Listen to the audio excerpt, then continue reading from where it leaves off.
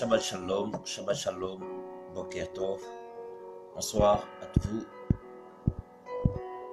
Bienvenue à ce direct, bienvenue à ces instants de pur bonheur. Est-ce que nous pouvons partager cette vidéo? Aide-moi à partager la vidéo, à partager le direct dans le groupe où tu es membre. Voilà. Aide-moi à partager le direct dans le groupe où tu es membre. Aide-moi à partager le direct dans le groupe où tu es membre. Shabbat Shalom à vous. Bienvenue à vous qui nous rejoignez. Est-ce qu'on peut partager? On peut partager. On peut taguer des amis dans le commentaire pour leur signifier que nous sommes déjà là. Est-ce que tu peux partager? Partage avec moi cet audio dans le groupe où tu es membre afin d'inviter une ou deux personnes à nous rejoindre ce soir. Alors ce soir, nous allons partager des choses merveilleuses. Nous avons pour thématique ce soir à l'école du succès.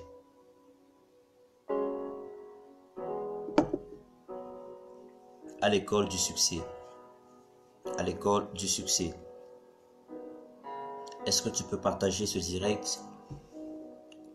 Tu peux partager le direct avec moi. Tu partages dans les groupes, partout, auprès des amis.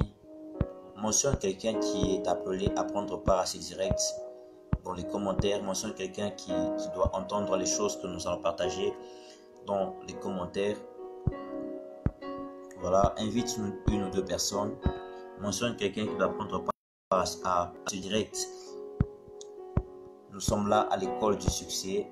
Nous allons apprendre quelques clés qui vont permettre à un homme de réussir dans la vie. Nous sommes ce soir à l'école du succès. Invite, partage. Nous partageons notre direct. Ô Dieu de gloire.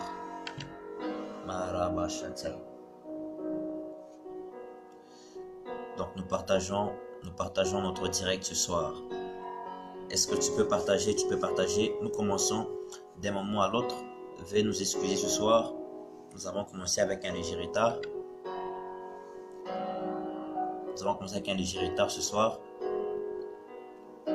Mais quand même, nous allons devoir aller au nécessaire. Donc nous partageons le direct. Nous sommes connectés.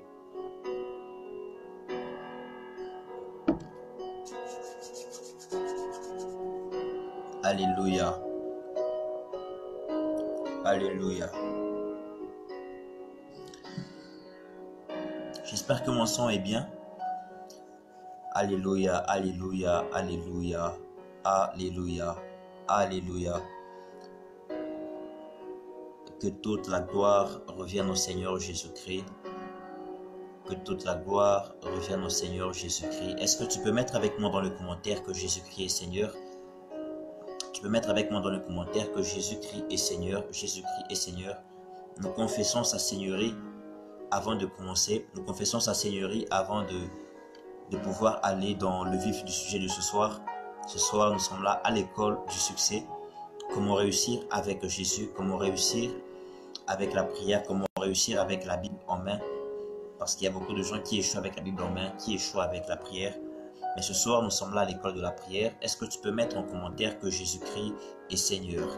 Et n'oublie pas de partager. Tu peux partager le lien de ce direct dans les groupes où tu es membre. Afin d'inviter une ou deux personnes à nous rejoindre ce soir.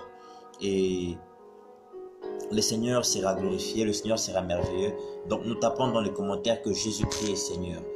Nous confessons sa Seigneurie. Est-ce que tu peux le taper avec moi? Tu peux dire avec moi que Jésus-Christ est Seigneur.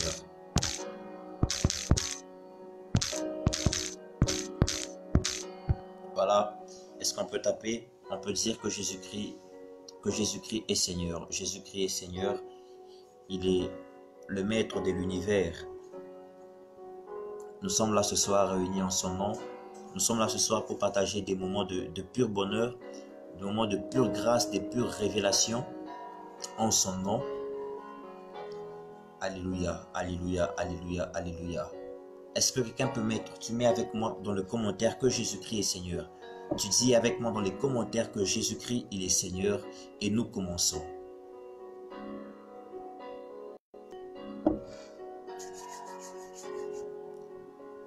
Alléluia, alléluia. Jésus-Christ est Seigneur. Il est le roi de rois, il est le maître de l'univers.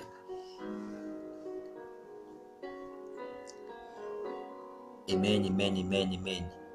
Alors, ce soir, nous sommes en train de parler sur... notre thématique de ce soir, c'est à l'école du succès. Ce soir, nous parlons sur l'école du succès. Parce que toute personne qui vit au monde, toute personne qui respire, toute personne qui entreprend ses business, toute personne qui étudie, c'est parce que cette personne est en train de viser les succès. C'est parce que cette personne est en train de viser la réussite, de viser la victoire dans ses entreprises. Et il est fort, il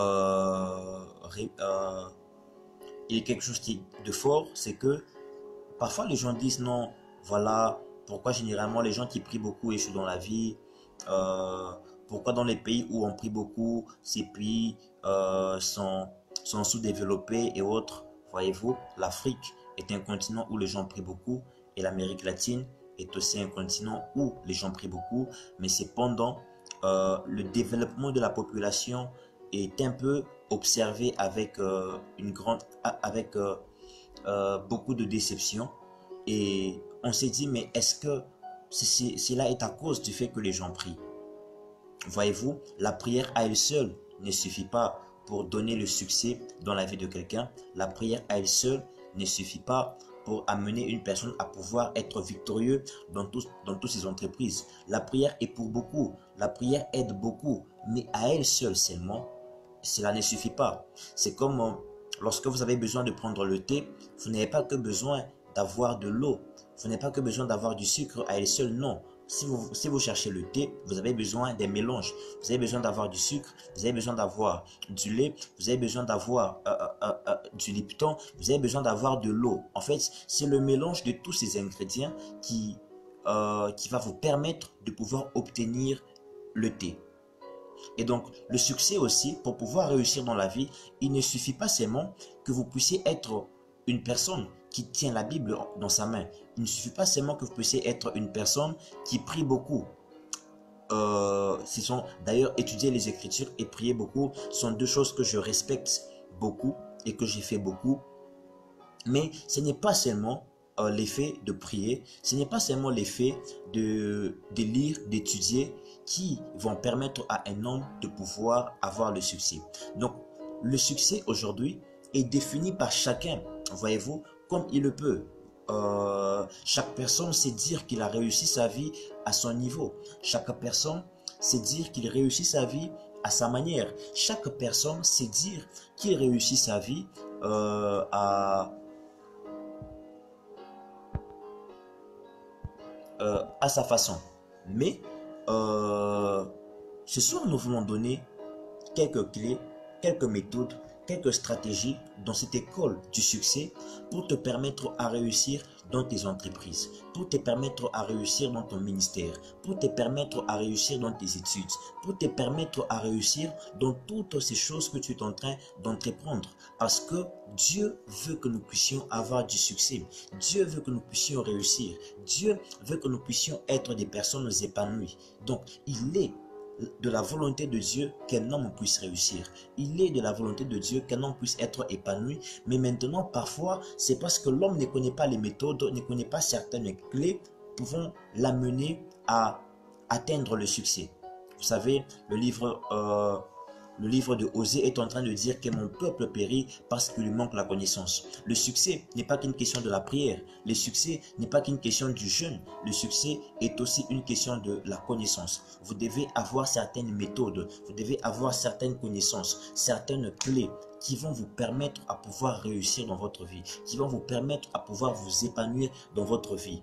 Ok, lorsque vous engagez sur le chemin, vous vous engagez par exemple dans les commerces, par exemple, vous ne pouvez pas vous engager dans les commerces avec les connaissances du football. Non, vous devez vous engager dans les commerces avec des connaissances qui concernent le domaine que vous voulez embraser. Donc, ce soir, à l'école du succès, nous sommes là pour apprendre comment réussir. Nous sommes là pour apprendre comment faire pour que notre vie soit épanouie. Nous sommes là pour apprendre comment faire, étant chrétiens, comment nous pouvons nous comporter dans la société, comment nous pouvons nous comporter dans notre ministère, dans la famille, voyez-vous, dans l'environnement, afin que notre vie soit une vie agréable aux yeux de tous, afin que notre vie soit une vie qui inspire plusieurs, afin que notre vie soit une vie d'impact, afin que notre vie soit une vie, voyez-vous, qui donne une vie des saveurs, une vie qui donne aux autres le goût de chercher à pouvoir nous ressembler parce que nous aurions le succès. Alléluia. J'aimerais ici déjà dire que le succès, c'est quoi? Le succès, c'est la dimension de ta réussite par laquelle Dieu inspire les gens ou par laquelle Dieu inspirera les autres à faire comme toi. Donc, qu'est-ce que c'est que le succès? Le succès, c'est la dimension de ta réussite par laquelle Dieu inspirera les hommes à faire comme toi.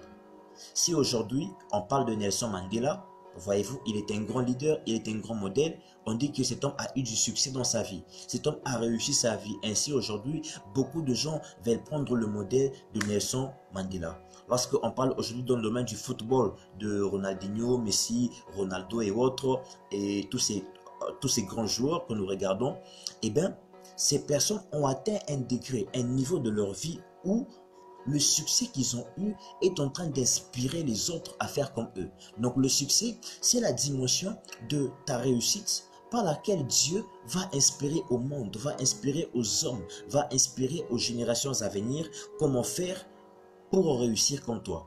En fait, un homme à succès n'est pas qu'un homme qui a une vie épanouie. Un homme à succès est un homme qui inspire aussi les autres. Un homme à succès est un homme qui devient un livre. Un homme à succès est un homme dont sa vie devient un documentaire. Un homme à succès est un homme dont sa vie devient un musée. Un homme à succès est un homme dont sa vie devient un site touristique. Pourquoi? Parce que le succès, c'est la dimension de ta réussite par laquelle Dieu inspire au monde de faire comme toi. En fait, si quelqu'un voudrait réussir, il faudrait qu'il fasse comme toi parce que tu as été un homme de succès. Voilà pourquoi il va falloir que tu sois en mesure de connaître quelles sont les voies, quelles sont les étapes par lesquelles tu es passé, par lesquelles tu vas passer afin d'atteindre le succès dans ta vie. Alléluia.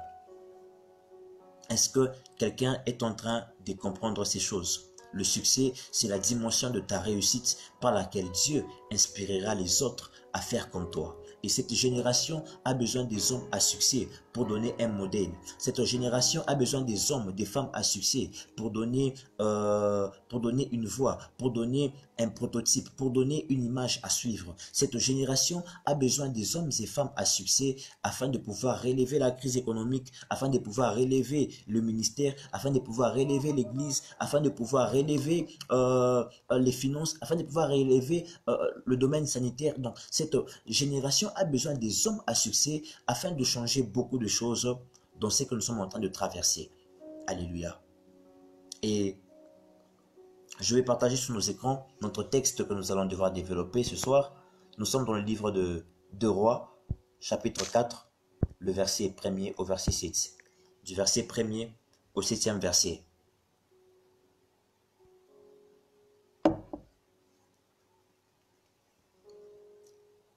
Il est écrit: la femme d'un des prophètes cria vers Élisée: mon mari, ton serviteur, est mort.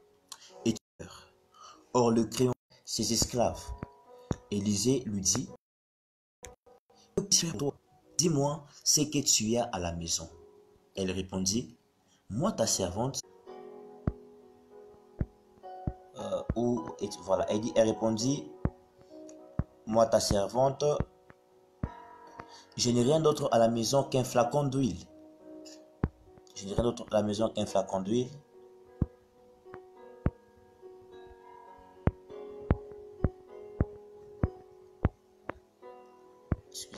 généralement à la maison qu'un frère conduit. Il lui dit, alors, sors dans la rue, demande à tes voisins. Alors, sors dans la rue, demande à tes voisins, excusez-moi, demande à tes voisins des récipients vides. Ne te contente pas d'un petit nombre. Quand tu seras rentré, tu fermeras la porte sur toi et sur tes fils. Tu verseras l'huile dans tous ces récipients et tu mettras de côté ceux qui seront pleins. Alors elle le quitta, elle ferma la porte sur elle et sur ses fils. Il lui passait les récipients et elle versait lorsque les récipients furent pleins. Elle dit à son fils, passe-moi encore un récipient. Mais il lui répondit, il n'y a plus de récipient. Alors l'huile s'arrêta, elle vint raconter tout cela à l'homme de Dieu. Celui-ci dit, va vendre l'huile et paie ta dette, tu vivras toi et tes fils. Alléluia. Je dis Shabbat Shalom à mon précieux frère, le docteur Jonathan Kostik, un grand ami pour moi, un frère en or. Mon docteur, que le Seigneur vous bénisse. Et donc, ici, c'est l'histoire d'une femme, une femme veuve. Et cette femme était l'épouse d'un prophète. Et ce prophète n'était pas, et son mari n'était pas n'importe qui. Son mari était, d'abord, premièrement, il était prophète. Deuxièmement, il était fils spirituel au prophète Élisée. Et troisièmement, cet homme était un homme qui craignait Dieu. Mais lorsque cette femme est allée voir le prophète Élisée, elle dit que mon mari, ton serviteur, il est mort. Et tu sais comment est-ce que mon mari craignait l'Éternel. Écoutez, cet homme est mort avec la crainte de Dieu, mais il a laissé derrière lui des dettes impayées. Cet homme est mort avec la crainte de Dieu, mais il a laissé derrière lui un avenir des enfants incertain. Cet homme est mort avec la crainte de Dieu, mais cet homme, cependant, je peux dire que dans sa vie sociale, il n'a pas connu de succès. Comme je vous ai dit que les succès, c'est la dimension de votre réussite par laquelle Dieu inspirera les autres à faire comme vous. Donc cet homme, bien qu'il craignait Dieu, en termes de vie sociale, il n'inspirait pas grand-chose aux générations à venir. Comment faire pour atteindre le succès? Donc il est possible que tu puisses craindre Dieu matin, midi, soir. Il est possible que tu sois un homme qui marche dans la 3 fois sainteté de Dieu. Il est possible que tu sois un homme qui craint Dieu à la folie, mais que tu meurs sans laisser un avenir certain à tes enfants. Il est possible que tu sois une personne qui prie beaucoup. Donc, même si dans votre église locale, il y a culte du lundi au lundi, donc tous les programmes du culte, tu es là présent, il est possible que tu craignes Dieu et que tu meurs sans succès dans la vie sociale. Donc la crainte de Dieu, à elle seule, ne suffit pas pour amener un homme à avoir une vie épanouie. La crainte de Dieu ne suffit pas à elle seule pour amener un homme à réussir. Il y a beaucoup d'enfants, c'est là l'erreur que beaucoup de gens ont. C'est comme ça qu'aujourd'hui, on peut arriver à des statistiques pour dire que voilà, l'Afrique et l'Amérique latine, là-bas, il y a beaucoup d'églises, il y a beaucoup de personnes qui prient, il y a beaucoup de croyants. Cependant, ces deux coins du monde sont des coins où la pauvreté est en train de régner. Pourquoi? Parce que nous pensons que c'est seulement l'effet de craindre Dieu qui va faire que nous allons réussir. C'est seulement le fait de craindre Dieu qui va faire que nous allons évoluer. Les amis, la crainte de Dieu à elle seule ne suffit pas pour faire évoluer une nation. C'est ce que beaucoup de chrétiens oublient. Donc la crainte de Dieu à elle seule ne suffit pas. Il faut faire la part des choses. Cette femme dit, mais elle dit au prophète Élisée que mon mari, ton serviteur, il est mort. Ouh! Donc, ce n'est pas l'effet d'avoir un père spirituel de renom.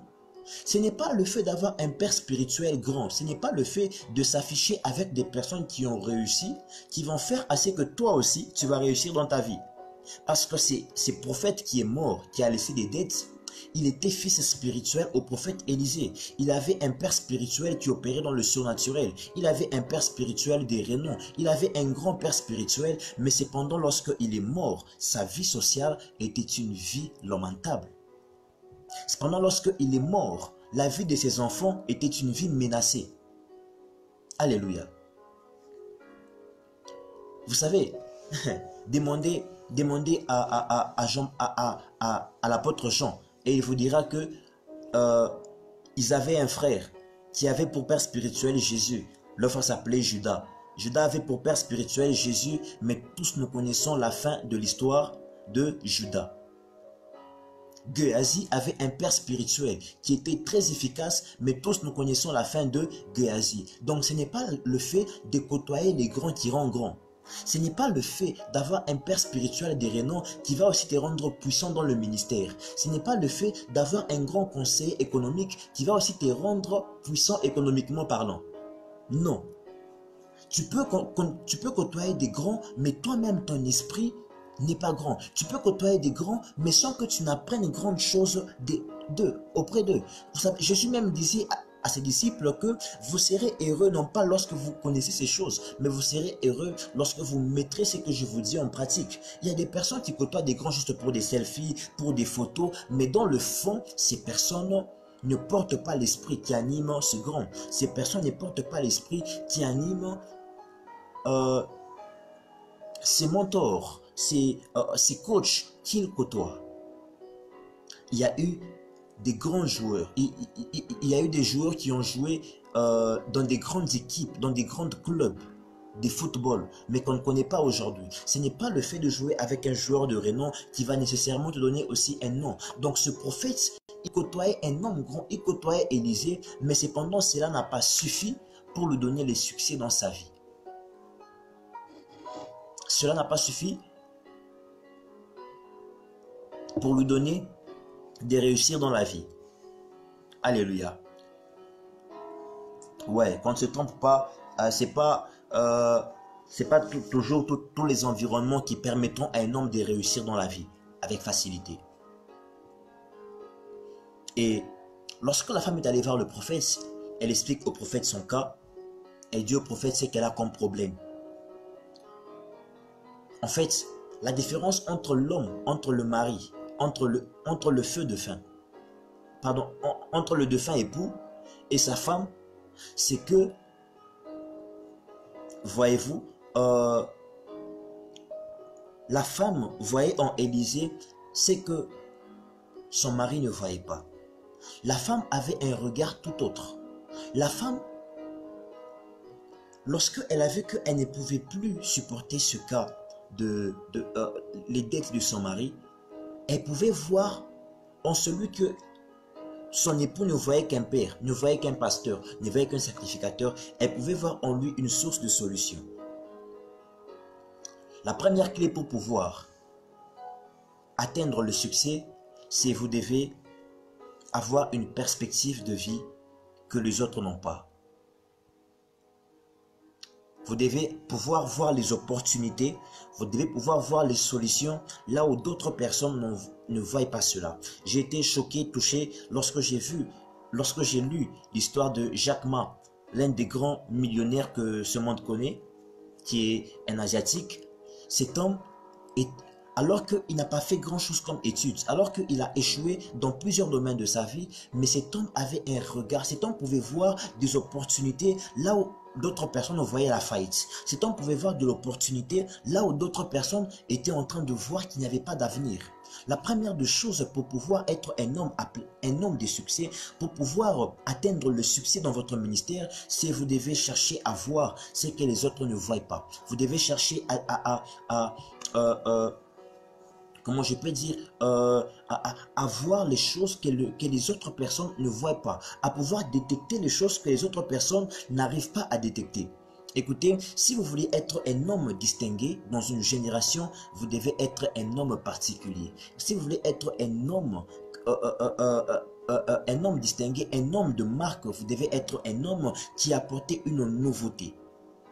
Un homme de la nouveauté. le sage Salomon est en train de dire, il n'y a rien de nouveau sous le soleil. Et lorsque Jésus est venu, lui qui avait transcendé le soleil, on dit que jamais homme n'a parlé comme cet homme. Ces jours-là, la phrase de Salomon qui disait qu'il n'y avait rien de nouveau sous le soleil, cette phrase avait été obsolète parce que les hommes avaient entendu un discours qui dépassait tous les discours qui avaient été sous le soleil. Il va falloir que tu puisses être un homme qui est en mesure de voir les choses, de faire des choses, de voir des nouveautés, de pouvoir innover. Un homme de succès est un innovateur. Un homme de succès, une femme de succès est une femme qui peut réfléchir au-delà des choses qui ont déjà existé sous le soleil et apporter une nouveauté. Parce que pour chaque réussite, pour chaque succès, il va falloir que vous puissiez avoir un petit parfum de nouveauté. Il va falloir que vous puissiez avoir un petit parfum des particularités que vos voisins n'auront pas. Et pour ça, il faudrait que vous appreniez à voir les choses que votre défunt mari n'a pas vues. Alléluia. Et quand la femme voit le prophète, elle expose au prophète son cas. Le prophète pose une question qui n'est souvent pas une question qui est la bienvenue dans notre génération. Le prophète dit à la femme, qu'est-ce que tu as chez toi à la maison? Cette question, elle est forte. Le prophète dit à la femme, qu'est-ce que tu as chez toi à la maison? Vous savez, aujourd'hui, si une personne va voir un pasteur pour exposer son cas, si une personne va voir un pasteur pour lui dire son problème et que le pasteur lui dit, qu'est-ce que tu as? Directement, on pense à de l'escroquerie. Directement, on pense que, donc dans cette église ici, pour prier pour les gens, il faut seulement qu'ils puissent avoir quelque chose. Non. Qu'est-ce que cette question veut nous enseigner? C'est que vous devez faire les choses avant de chercher une force extraordinaire, avant de chercher une force surnaturelle. Rappelez-vous de Gédéon, on dit va avec la force que tu as. Ok? Tu ne peux pas commencer un business avec ce que tu n'as pas. Parce que le monde spirituel est un monde qui est permanent. Les valeurs de ce qui existe dans le monde spirituel, ce sont des choses qui sont permanentes. Okay? Les valeurs spirituelles sont là toujours. Elles sont toujours disponibles. Mais pourtant, les valeurs matérielles, les choses de ce monde d'en bas, sont des choses qui viennent et qui partent. Cette femme avait besoin de quelque chose de matériel. Elle avait besoin des vases afin qu'il puisse y avoir le miracle de l'huile. Le miracle était là. Mais elle avait besoin d'une chose. Ce qu'il fallait à la femme, c'est de pouvoir disposer quelque chose qu'elle a déjà. Beaucoup de gens cherchent à réussir dans la vie avec les choses qu'ils n'ont pas. Avec les choses qui sont loin de leur portrait. Qui sont loin d'eux, qui sont loin de leur portée. Mais tu dois apprendre d'abord à réussir la vie avec ce que tu as. Tu ne peux pas chercher à commencer un business avec une somme d'argent que tu n'as pas, avec une somme d'argent que tu n'as jamais touchée. Tu dois toujours commencer une aventure avec ce que tu as. Beaucoup d'enfants de Dieu échouent dans la vie. Pourquoi? Parce qu'ils attendent qu'un miracle tombe du ciel. Ils attendent la manne. Non. Si tu veux réussir dans la vie, tu veux être un homme, une femme de succès, tu dois te lancer avec ce que tu as. Tu dois commencer avec qu'est-ce que tu as en main. Regarde un peu dans ta vie, qu'est-ce que tu as? Tu as de l'intelligence, alors tu peux mettre ton intelligence en application pour créer un business qui va t'amener au succès. Qu'est-ce que tu as? Tu as une caisse, alors tu peux gérer ta caisse de manière à ce que cela puisse t'amener à faire quelque chose. Beaucoup d'enfants de Dieu, beaucoup de personnes aiment chercher d'abord les choses qui sont loin de leur portée afin de commencer un business, de commencer une affaire, de commencer une construction, de se lancer dans le ministère. Non, commence avec ce que tu as. Le prophète dit à la femme, qu'est-ce que tu as chez toi à la maison? Regardez, cette question, elle est absurde parce que la femme vient dire au prophète ceci. Elle dit au prophète, papa, le créancier est venu, il a pris mes enfants. Normalement, cette femme pouvait donner tout ce qu'elle avait pour libérer ses enfants. Cette femme, elle est partie auprès du prophète. Elle n'a pas besoin de la prière. Non, elle a besoin de l'argent pour payer la dette. Elle n'est pas allée chercher la prière. Vous savez, il y a des gens qui viennent nous voir, pasteurs que nous sommes, non, tous les problèmes des gens n'est pas toujours pour que nous puissions prier pour eux. Une personne qui vient dire que non pas j'ai un problème de travail, il n'a pas besoin seulement de la prière, il a besoin aussi des relations que tu puisses appeler par-ci par-là, lui trouver une opportunité. Donc cette femme n'est pas venue chercher la prière, elle est venue chercher de l'argent. Elle est venue chercher les moyens pour libérer ses enfants. Mais les prophètes lui demandent encore qu'est-ce que tu as. Beaucoup de gens échouent dans la vie parce qu'ils ne savent pas voir ce qu'ils ont. Beaucoup de gens échouent dans la vie parce qu'ils ne savent pas voir ce que Dieu leur a donné. Beaucoup de gens échouent dans la vie parce qu'ils ne savent pas admirer ce qu'ils portent. Ils ne savent pas voir les potentiels qu'ils ont. Écoute, ton potentiel peut être même parlé. L'une des grandes prédicatrices aujourd'hui dans cette génération, Joyce Meyer, elle dit que le seul don que Dieu l'a donné, c'est sa bouche. Et aujourd'hui, tous ceux qui connaissent Joyce Meyer peuvent voir comment est-ce que cette femme remplie de foule, cette femme est en train de gagner sa vie tout simplement avec sa bouche. Qu'est-ce que tu as? La première question qu'un homme à succès, qu'un homme qui veut réussir devrait se poser, c'est de savoir qu'est-ce que j'ai dans ma vie. Pendant que je suis en train de parler, commence un peu à examiner ta vie. Pendant que je suis en train de parler, commence un peu à regarder ta vie et cherche ce que tu as. Qu'est-ce que Dieu t'a donné? Qu'est-ce que tu as que les autres n'ont pas? Qu'est-ce que tu as qui peut faire l'affaire? Cette femme a vu un peu d'huile chez elle parce qu'elle savait qu'à l'époque, il fallait de l'huile pour entretenir les chandeliers afin de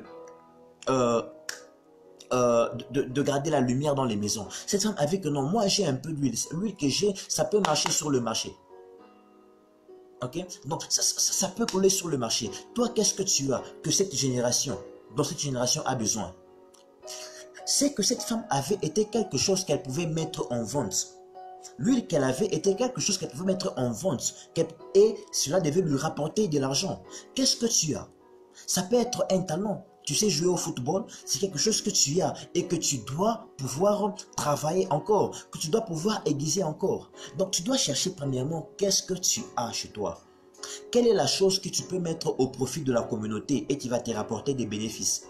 Quelle est la chose que tu peux mettre au profit des hommes et qui peut te rapporter de l'argent, qui peut te rapporter de gagner, qui peut te rapporter de certains bénéfices? Quelle est la chose que tu peux mettre au portrait d'autres personnes? Quelle est la chose que tu peux mettre sur le marché? Qu'est-ce que tu as? Le prophète disait à la femme, qu'est-ce que tu as chez toi? Je sais que cette question, elle est difficile. Beaucoup de gens vont chercher où voir. Non, tu as besoin de répondre premièrement à la chose que tu as. La deuxième des choses, c'est de savoir qu'est-ce que tu as. Commence ta vie, commence ton aventure, commence le ministère, commence tes études, commence, je ne sais pas, tes affaires, commence ton entreprise avec le peu que tu as. On dit à Gédéon, va avec la force que tu as. Non, tu as besoin d'abord de mettre en œuvre ce que tu as dans les mains. Lorsque Dieu va voir que tu t'appliques, lorsque Dieu va voir que tu t'y mets, Dieu va t'envoyer le secours. On raconte l'histoire des deux fermiers qui étaient en train de prier pour que Dieu envoie la pluie. Alors que les deux priaient pour que Dieu envoie la pluie, il y avait un fermier qui attendait la pluie, mais le deuxième fermier était en train de préparer déjà le champ. C'est ce qu'on appelle en Swahili, il était en train déjà de préparer les champs. Il travaillait déjà au champ. Maintenant, entre les deux, lesquels de ces deux fermiers avaient plus foi en Dieu? C'était celui qui préparait le champ. Donc tu peux être là, tu pries, Seigneur, envoie la pluie pour que je puisse travailler le champ. Mais tu ne travailles pas le champ, tu ne prépares pas le terrain. Lorsque Dieu va voir la volonté, lorsque Dieu va voir l'envie, lorsque Dieu va voir que tu t'y mets, lorsque Dieu va voir que tu t'abandonnes à ce travail-là, Dieu va t'envoyer de l'aide. Cette femme avait besoin, elle devait d'abord commencer par ce qu'elle avait dans sa maison. Qu'est-ce que tu as dans ta maison que tu peux mettre au profit de la communauté ce soir? Qu'est-ce que tu as dans ta maison que tu peux mettre au profit de cette génération? Voyez-vous? Donc, ne cherche pas toujours à commencer un travail. Tu as fait des études d'ingénierie, tu as fait la médecine, mais il n'y a pas de travail. Mais tu vois que au-delà des études que tu as faites, il y a autre chose que tu sais faire. Tu sais coudre. Avant d'attendre que tu puisses aller à l'hôpital, mais tu peux commencer à coudre et cela va te rapporter quelque chose. Une femme comme Akissi Delta, cette femme n'a pas fait l'école primaire, cette femme elle n'a même pas fait de la maternité, mais cette femme, elle est une grande actrice en Côte d'Ivoire, à telle enseigne que c'est même elle qui a écrit la série Ma Famille et même qui va produire beaucoup des acteurs. Mais d'où venait son argent? Tout simplement dans la coupe et couture. Elle avait quelque chose, elle avait un talent. Non, ce soir, je suis venu te dire que ne cherche pas d'abord les dons spirituels. Non, ce soir, cherche aussi un peu les dons charnels, c'est-à-dire les talents. Hein? Tu as beaucoup cherché les dons de parler en langue, les dons de prophétie, les dons de paroles de sagesse, tout ça et autres, c'est bien. Mais ce soir, tu ne peux pas aussi prier pour dire, Seigneur, vraiment, je veux aussi connaître un peu les dons charnels qu'il y a en moi. Peut-être que ton don charnel, ou le don naturel, ou le talent que tu as, c'est la comédie. Qu'est-ce que tu as que tu peux nous vendre? Qu'est-ce que tu as que tu peux mettre sur le marché?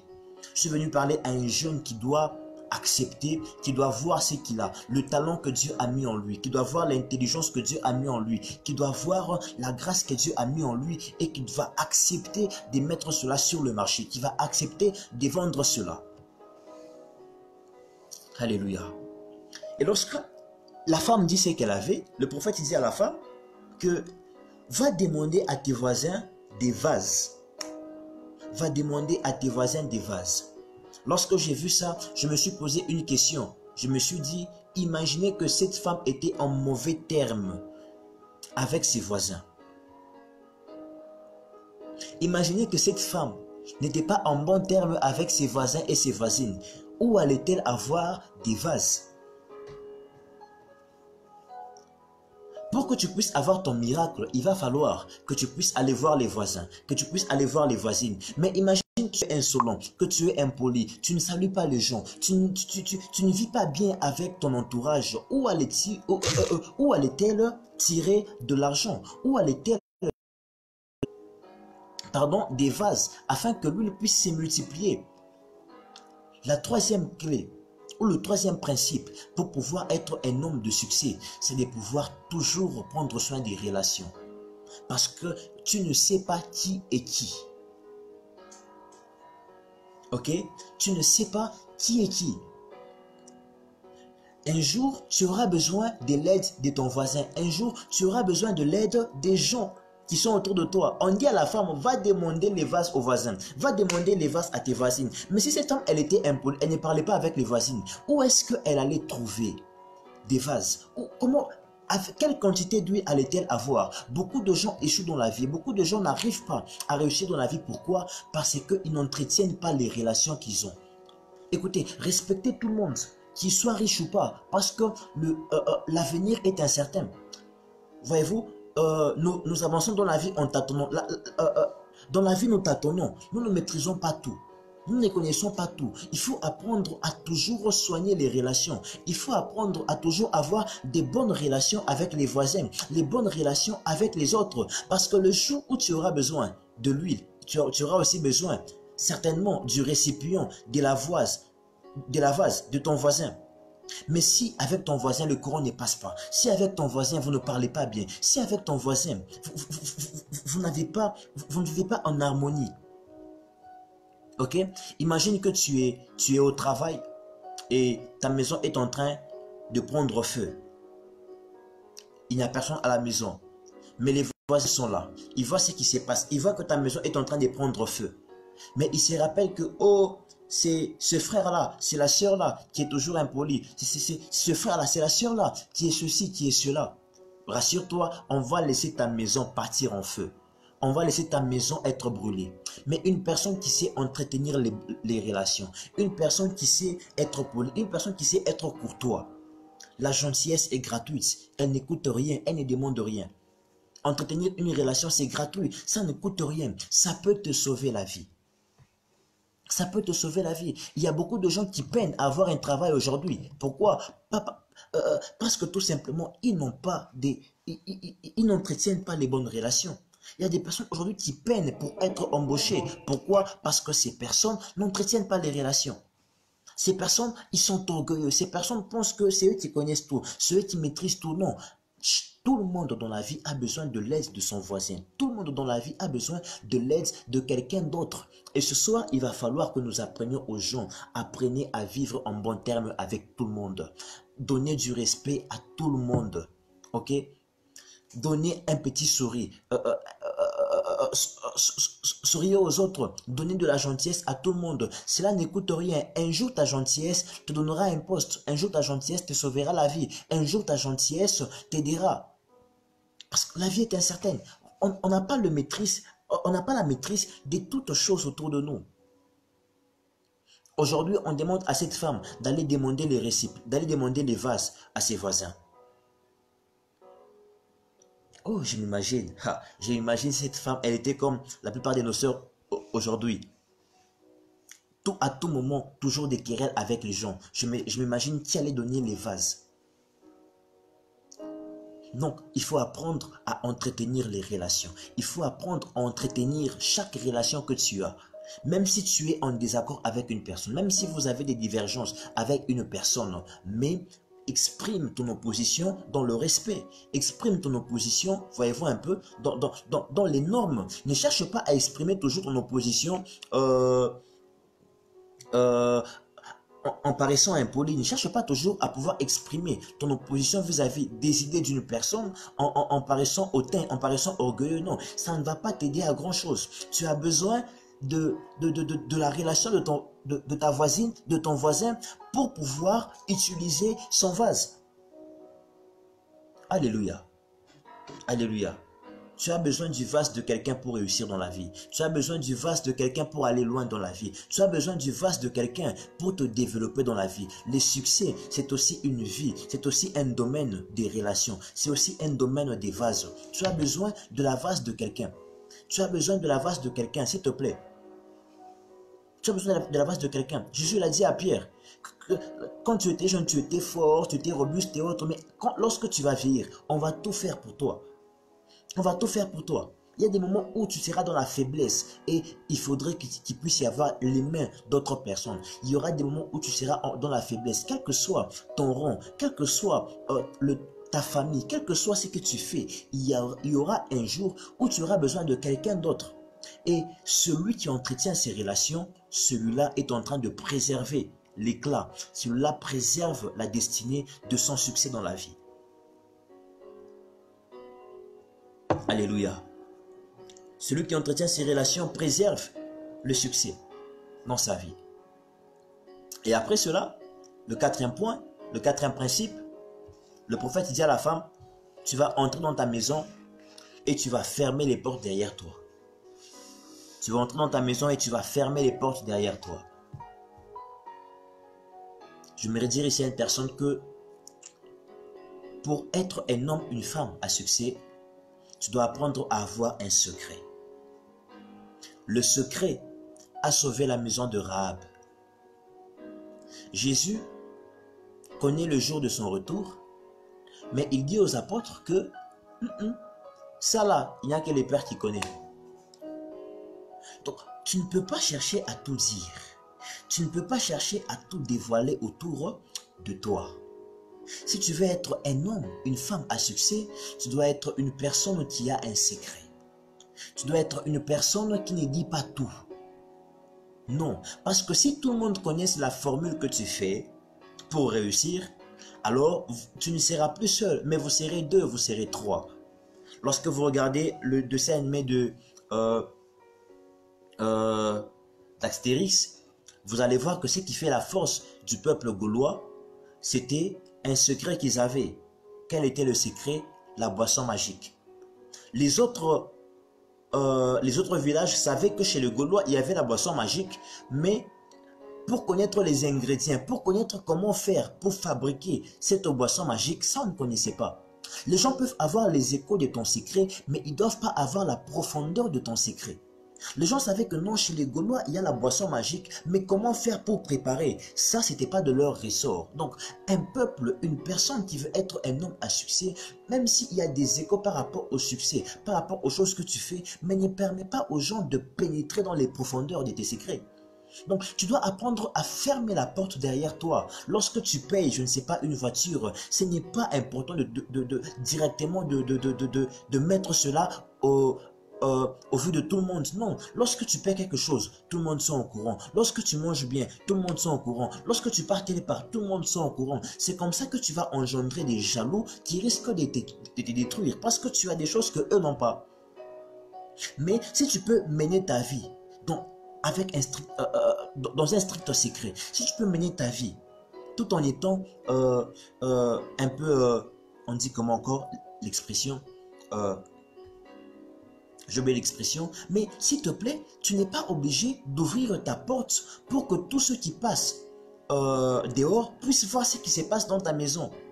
Parce que si tu ne fermes pas ta porte derrière toi et que tu as pris les vases de tes voisins, tu commences à mettre là-bas de l'huile, les voisins vont suspecter, ils vont dire donc c'est ce que tu fais pour avoir autant d'huile, pour avoir un grand dépôt de l'huile, ils vont aussi chercher à le faire dans leur maison. Donc tu n'es pas obligé de faire les choses, donc c'est que tu fais dans ta maison, que ta porte soit grandement ouverte afin que tout le monde puisse voir. Écoute, celui qui reste calme préserve sa vie. Celui qui mène une vie silencieuse, il préserve sa vie. L'effet de tout dire, tu risques même d'engendrer des jaloux. Tu risques même d'engendrer des personnes qui vont chercher à te détruire pour ce que tu n'as même pas. Pour ce que tu n'as même pas. Donc, lorsque tu entres dans ta maison, ferme la porte derrière toi. Lorsque tu entres dans ta maison, ferme la porte derrière toi. Dans ta vie, ferme un peu la porte, ferme un peu les fenêtres par rapport à certaines choses de ta vie. Ok? Les gens ne sont pas obligés de connaître combien on te paye le mois. Non. Non. Les gens ne sont pas obligés de savoir, voilà, tu manges comment chaque week-end. Ok? Non, ils ne sont pas obligés. Ferme un peu la porte derrière toi. Cela te permettra de pouvoir préserver ta vie. Beaucoup de gens sont détruits à cause de quoi? Parce qu'ils sont trop ouverts. Beaucoup de gens sont détruits parce qu'ils sont tellement ouverts. Remarquez même Jésus, quand est-ce que Jésus a commencé à donner les enseignements forts? Quand est-ce que Jésus a commencé à parler sur le lavage de pieds? Il a parlé sur la Sainte Seine. Il a parlé sur le Saint-Esprit. Ce n'était pas lorsqu'il était en forme, parce que ces choses faisaient sa force. Jésus a parlé de ces choses à la table le soir où on est venu l'arrêter. C'est comme ça que Judas n'était pas là lorsque Jésus parlait du Saint-Esprit. Donc Jésus, il parle, il donne les grands secrets. Et lorsqu'il donne les grands secrets, il libère les grands secrets, ce soir-là, on l'arrête. Il y a certaines choses, lorsque tu les dis, comment je peux dire, tu précipites ta mort. Il y a certaines vérités, lorsque tu les dégages, tu précipites ta mort.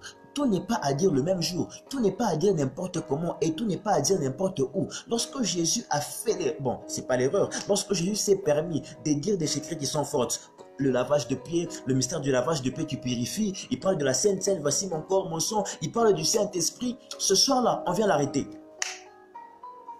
Ce soir-là, on vient l'arrêter. Il y a des choses, lorsque tu les dis, tu précipites ta mort. Même dans le ministère, on ne dit pas tout. Non, tu risques de précipiter ta mort.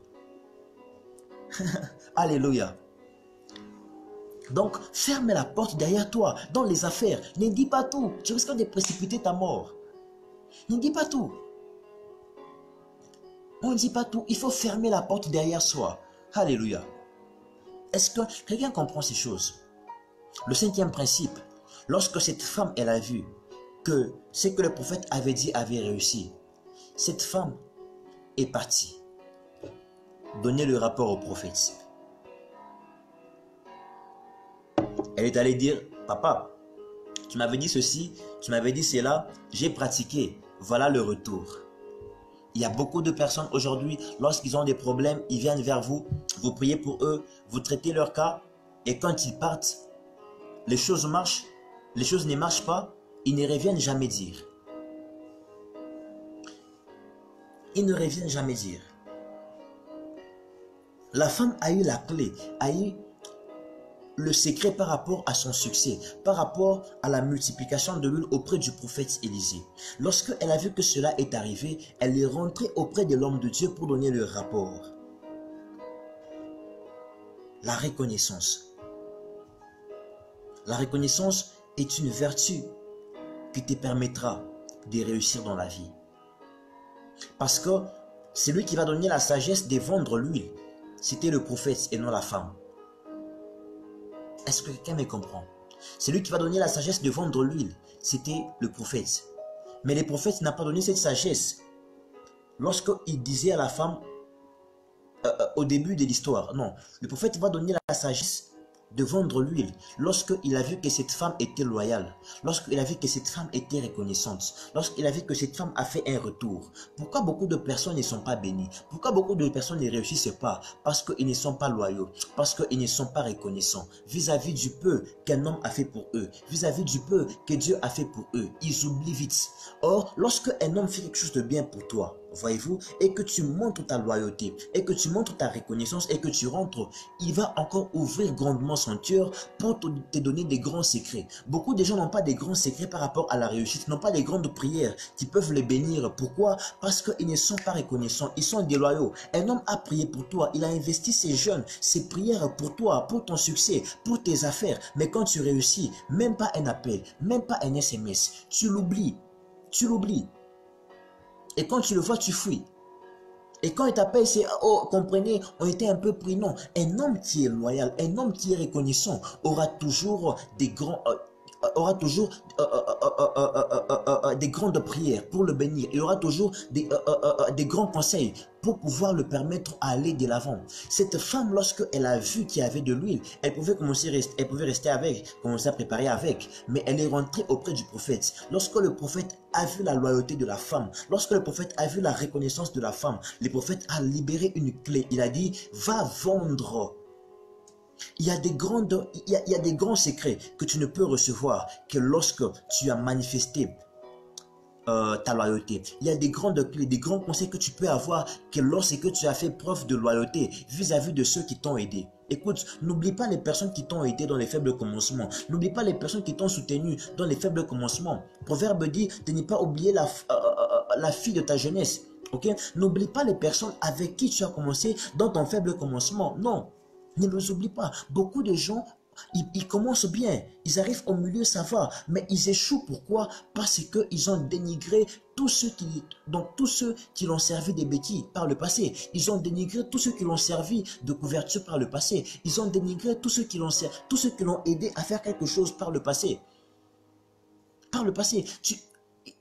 Et ces personnes sont restées avec un cœur meurtri. Ces personnes sont restées en train de se plaindre, en train de pleurer sur eux. Et cela fait des jugements. Cela crée des jugements. Et cela crée des jugements. Ça peut parfois mettre des bâtons dans le roue du progrès, dans le roue du succès que tu cherches à voir. Et le dernier principe dans cette histoire pour atteindre les succès, c'est le travail. Le prophète a dit à la femme, va vendre cette huile, va travailler. Le succès n'est pas quelque chose qui marche avec des fainéants, excusez le terme. Il faut être une personne qui travaille au-delà de la prière, au-delà d'avoir un père, un mentor, ok? Au-delà d'être reconnaissant, c'est bien tout ça, tous ces vertus-là, c'est bien. Tu as besoin aussi d'être un travailleur, tu as besoin aussi d'être une travailleuse. Ok, il y a eu un miracle, d'accord, ok, tu as été reconnaissante, ça va, d'accord. Maintenant, il faut que tu puisses te mettre au travail. Il faut que tu puisses travailler. Et lorsque tu travailles, tu dois être assidu à cela. Lorsque tu travailles, tu dois être dynamique à cela. Lorsque tu travailles, tu dois être constant. Écoutez, si tu veux vivre le succès dans la vie, tu dois être une personne qui garde la constance en matière du travail. Tu dois être une personne qui garde la constance en matière du travail. Tu dois travailler et bosser dur. Le prophète dit à la femme, d'accord, va maintenant travailler. Jusque-là, tout ce qu'on a fait, jusque-là, tous les processus qu'on a fait, jusque-là, toutes les pratiques qu'on a fait, n'étant permis qu'avoir un budget, n'étant permis qu'avoir quelque chose de grand, n'étant permis qu'à multiplier ton talent, n'étant permis qu'à multiplier ce que tu as, n'étant permis qu'à avoir un stock consistant dans ta maison. Mais pour que tu puisses maintenant avoir des revenus qui vont résoudre tes problèmes, avoir des revenus qui vont te donner le succès, qui vont te permettre d'atteindre les objectifs que tu t'es privé, il va falloir que tu puisses être un travailleur. Que tu sois dans le ministère, travaille, investis-toi pour ça, travaille, étudie la parole, travaille. prie, prie, prie, prie. Travaille même dans le ministère, qu'il soit dans les affaires, tu travailles. Donc tu n'as pas un temps où tu ne peux pas penser au travail. Tu n'as pas un temps où tu peux laisser les choses comme ça. Non. Là, c'est même un grand principe pour le succès, c'est le travail. Ok? Labora, labora, labora. Voilà. Saint Augustin qui disait ora et labora. Prie et travail. Donc, il faut le travail. Il faut travailler. Il faut travailler. Même si tu es dans le ministère, implique-toi à fond. Travaille à fond. Dis-toi que c'est ça ta vie. C'est ça ta vie. Mon père m'a toujours dit que la chair, c'est ta femme, ton travail, tes enfants. Donc, c'est ton voyage. Donc, c'est la chair qui va te donner tout ça. Si tu es dans le ministère, c'est au travers du travail de la chair que tu vas nourrir ta femme, que tu vas, c'est pas, élever tes enfants, que tu vas voyager et autres. C'est la chair. Maintenant, si tu blagues avec le ministère, tu blagues avec la chair, tu dois prêcher le dimanche, tu es au courant depuis le lundi, mais tu prépares la prédication le samedi soir, tu prépares la prédication les vendredis, tu blagues avec ta vie. Tu blagues avec ta vie. Ne prends pas ta vie, ne joue pas avec ta vie. Tu blagues avec ta vie, tu dois travailler. Le prophète, au-delà des miracles, au-delà de la prière, au-delà du soutien,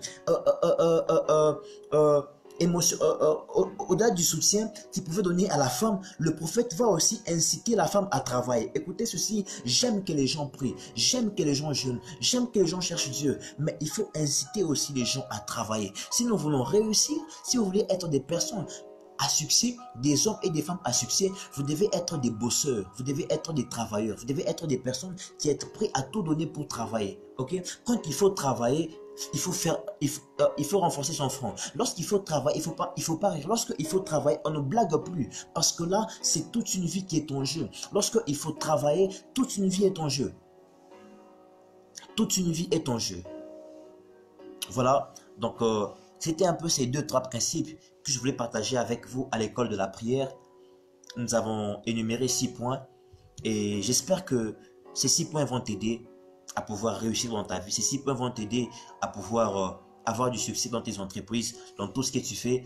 Et je prie pour toi que le Maître du monde t'accorde sa faveur et sa grâce, sa miséricorde, qui te soit favorable. Et je vous aime. Boker Tov. Voilà, ciao.